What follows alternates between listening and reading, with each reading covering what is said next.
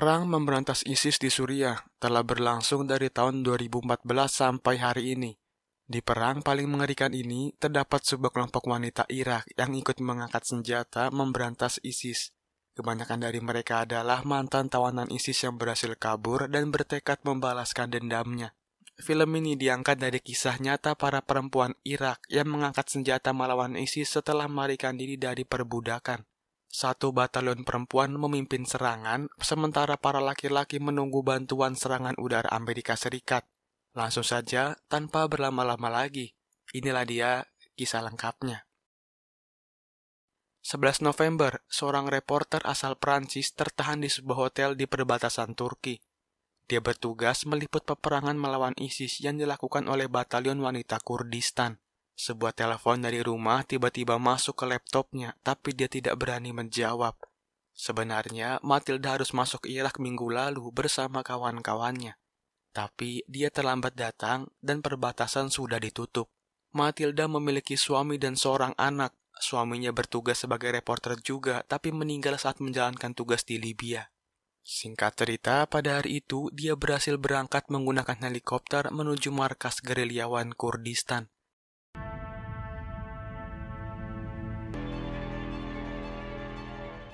Beberapa saat kemudian, Matilda sampai di Kordweni, utara Kurdistan. Matilda langsung disambut oleh teman lamanya yang sekarang telah menjadi perwira Angkatan Darat Kurdistan bernama Berivan.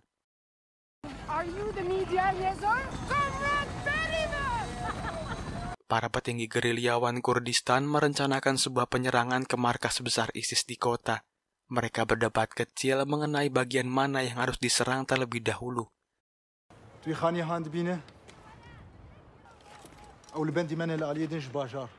Salah satu pemimpin batalion wanita bernama Bahar mengusulkan mengambil daerah bukit terlebih dahulu. Baginya, dengan menyerang markas ISIS lewat terowongan bawah tanah akan sangat beresiko karena sudah pasti banyak ranjau yang tertanam. Tapi Jenderal Zirek memutuskan menunggu bantuan serangan udara dari pasukan koalisi. Di tengah pekerjaannya meliput, Matilda bertemu dengan kawannya yang akan kembali ke Turki. Teman-temannya mengingatkan transportasi udara akan segera ditutup dan helikopter Matilda akan menjadi yang terakhir. Ternyata Bahar bisa berbahasa Prancis karena dulunya dia sempat berkuliah di Prancis dan menjadi pengacara di Irak. Sampai akhirnya dia terpaksa berhenti karena perang yang berkecamuk. Semua anggota unit yang ia pimpin adalah tawanan ISIS yang berhasil kabur termasuk dirinya. Bahar juga menato tangannya dengan nama suami dan anaknya sebagai rasa rindu serta tanda jika dia kembali tertangkap. Matilda ditempatkan di sebuah kamar khusus yang terpisah dari para gerilyawan.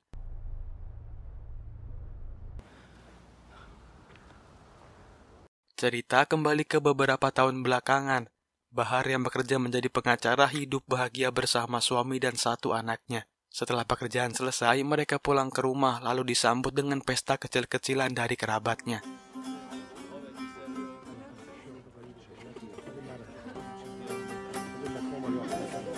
Saat itu hidup terasa mudah bagi Bahar, sampai di tengah malam tiba-tiba saja teleponnya berdering. Ternyata itu adalah peringatan dari kerabatnya untuk segera pergi dari kota. Shanos.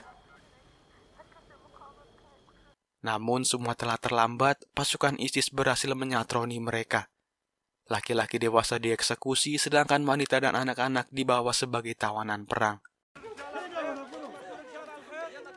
Kembali ke Matilda, dia mencoba mencatat semua perkataan Bahar kepadanya tadi.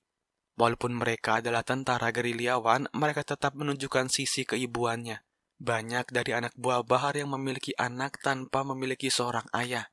Tidak ada pilihan lain bagi mereka selain bertempur membebaskan kampung halamannya dari tangan ISIS.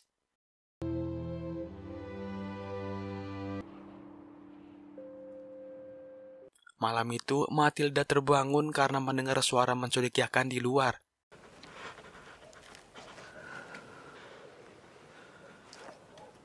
Bukan hanya dia, ternyata Bahar juga mendengar dan memeriksa keluar. Karena tidak bisa lanjut tidur, Matilda melanjutkan wawancaranya dengan Bahar. Sebelum bertugas di Irak, Matilda bertugas di kota Homs, Suriah. Dia menjadi saksi dari kekejian rezim Assad. Mata kirinya terkena pecahan peluru saat dia melarikan diri.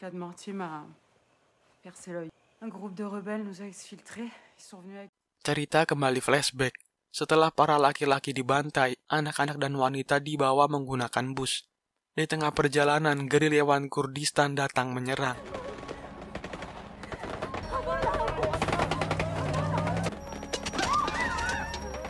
Tapi karena kalah jumlah, akhirnya mereka memutar balik.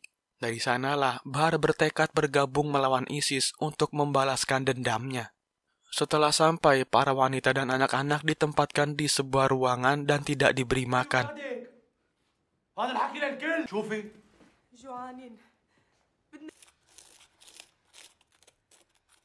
Tak lama kemudian, anggota ISIS membuka pintu lalu memisahkan anak-anak dengan ibunya. Tentu saja Bahar sangat histeris ketika dipisahkan dengan Hemin anaknya. Setelah suami, kini giliran anaknya yang dibawa entah kemana oleh ISIS. Semua kejadian di masa lalu membuat Bahar trauma dan bertekad mengambil anaknya kembali dari ISIS. Setelah dipisahkan dari anaknya, Bahar dan adiknya terpaksa menjadi pemuas nafsu prajurit ISIS. Tapi ketika dia kembali ke kamar, adiknya sudah tewas bersimbah darah.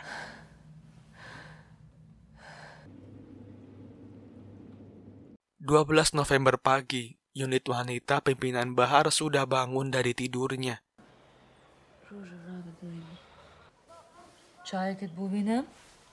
Bahar terus menatap ke arah kota seakan menyimpan dendam yang harus dibayar tuntas. Dia merasakan sesuatu yang aneh. Baku tembak di kota sudah tidak terdengar sejak 1 jam yang lalu. Mereka bernyanyi sembari mempersiapkan senjatanya.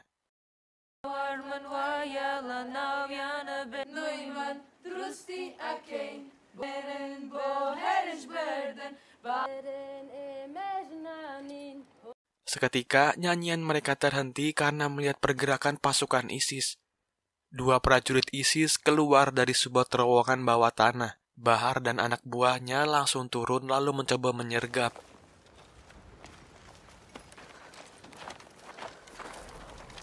Semua telah bersiap dengan senapan terbidik guna menyambut ISIS yang mendekat. Namun dengan ceroboh, Nova berlari mendekat sendirian. Alhasil dia harus tewas tertembak.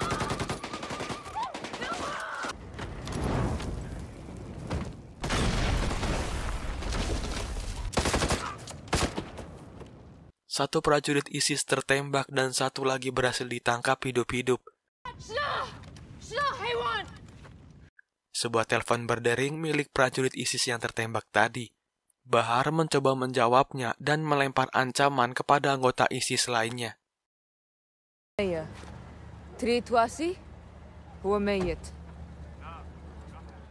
Bahar kembali ke markas besar dan protes kepada Jenderal Zirek karena tidak ada sama sekali bantuan dari dia ketika baku tembak terjadi.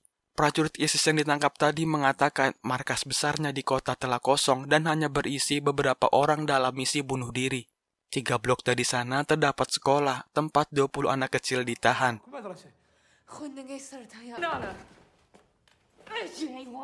Bahar kembali mengatakan rencananya untuk menyerang bagian bukit hari ini. Tapi tetap saja Komandan Zirek keras kepala karena ingin menunggu serangan udara.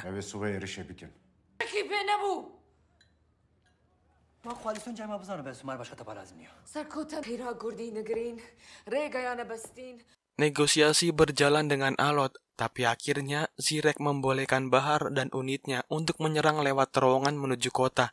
Prajurit ISIS yang ditangkap tadi akan menjadi penuntun agar mereka tidak terkena ranjau.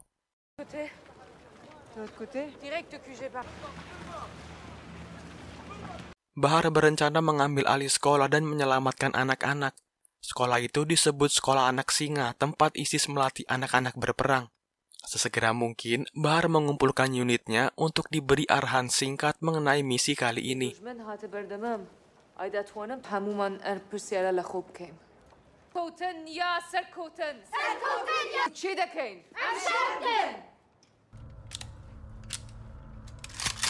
Singkat cerita, mereka mulai masuk terowongan dan Ibrahim menuntun mereka. Semakin dalam, ruangan semakin sempit dan gelap.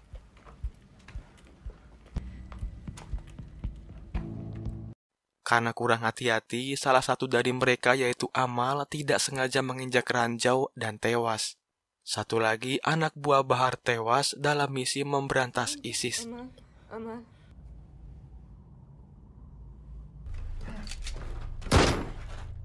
Di pintu keluar, mereka sudah disambut oleh sisa pasukan ISIS. Dengan mudah, Bahar dan kawan-kawan mengambil markas utama ISIS.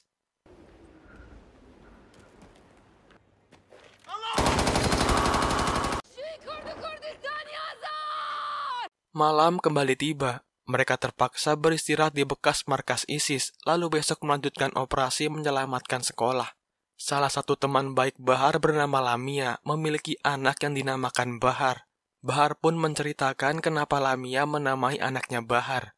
Sebelum Bahar dan Lamia bergabung dengan gerilyawan, mereka adalah budak yang diperjualbelikan oleh ISIS. Mereka bekerja di rumah milik kepala persenjataan ISIS di kota Ninawa bersama beberapa orang lainnya.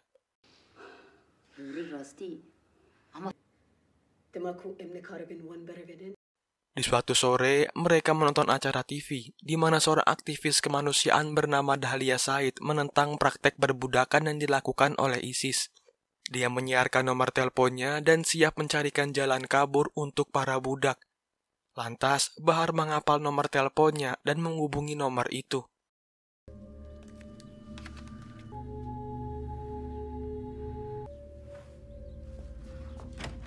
Keesokan harinya, mereka dijadwalkan akan dijemput saat sholat zuhur. Waktu mereka hanya 10 menit sebelum tentara ISIS kembali menjaga pintu masuk. Beberapa saat kemudian, azan zuhur akhirnya berkumandang dan tentara ISIS menjalankan sholat. Tidak ada yang menjaga pintu dan ini adalah satu-satunya kesempatan bagi mereka untuk kabur. Di depan penjara sudah ada satu mobil yang menunggu mereka. Dengan hati-hati, mereka turun ke bawah menghampiri mobil itu.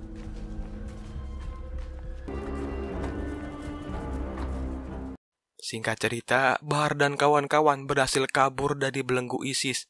Mereka ditempatkan sementara di sebuah rumah milik Abu Hasan, agar besok pagi melanjutkan perjalanan ke wilayah Kurdistan. Ketegangan belumlah usai. Abu Muhammad, pimpinan ISIS di sana, ternyata menyadari kalau Bahar dan kawan-kawan kabur. Untungnya, dia tidak menggeledah kamar bagian atas dan Bahar pun selamat.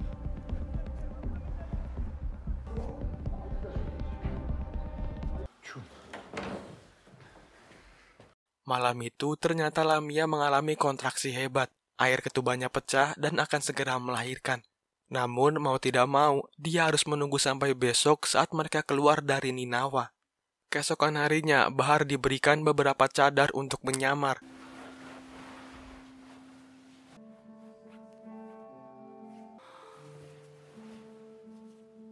Setelah semua siap, perjuangan mereka kembali dilanjutkan. Perjalanan ini merupakan perjalanan terakhir mereka menuju perbatasan Kurdistan. Rencana kabur mereka berjalan dengan mulus, kendati diliputi rasa takut yang amat sangat.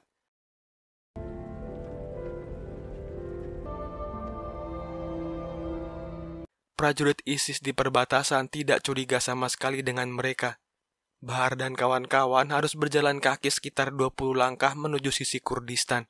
Lamia sudah tidak tahan lagi karena bayinya akan segera keluar.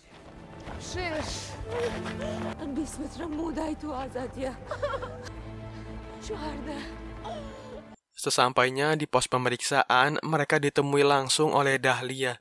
Lamia langsung terduduk dan melahirkan bayinya di sana. Seorang bayi perempuan berhasil diselamatkan dari kelompok ISIS dan dinamakan Bahar. Cerita kembali ke masa sekarang, di mana Bahar dan kawan-kawan beristirahat di dalam markas ISIS yang baru mereka rebut. Tiba-tiba saja, suara serangan udara Amerika Serikat membangunkan mereka semua.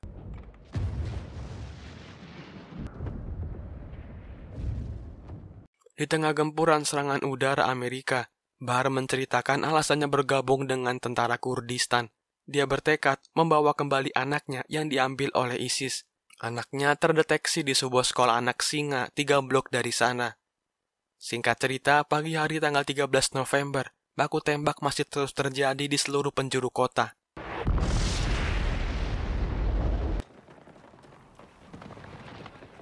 Bahar dan unitnya melanjutkan operasi menuju sekolah anak singa. Walaupun sekolah telah kosong, beberapa sniper bersiaga di atap.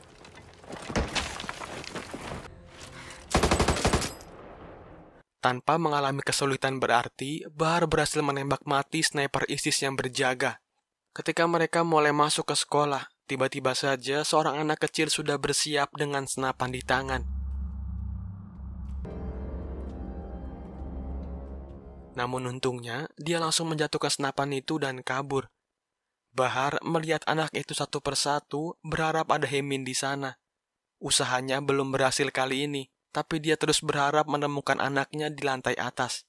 Ruangan demi ruangan diperiksa, lalu berhasil diamankan. Karena lengah, sayangnya Lamia tewas di tangan prajurit ISIS.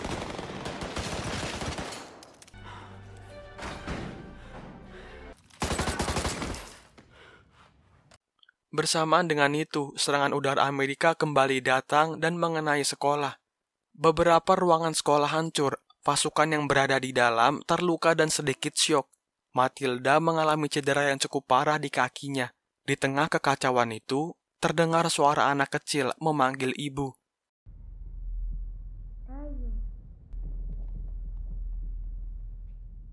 Bahar yang masih syok karena serangan tadi, terlihat tidak percaya dengan apa yang dia lihat. Setelah lama berpisah, akhirnya mereka berdua berhasil dipertemukan kembali. Setelah operasi pembebasan berjalan sukses, Matilda langsung dievakuasi untuk keluar dari Irak menuju Turki. Matilda menjuluki Bahar sebagai ratu bermahkota sial merah marun. Dan film pun selesai.